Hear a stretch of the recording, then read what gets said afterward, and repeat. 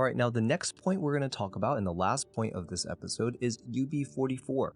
Now, UB44, the name of it is Shen Tang, which is the hall of the mind. Now, this point is also located on the outer bladder line, which the outer bladder line we know is 3 sun lateral to the midline.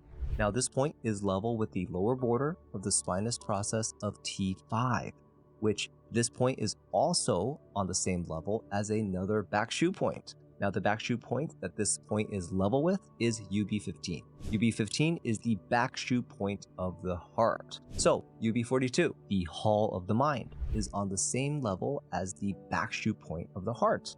And we know that the heart houses the mind.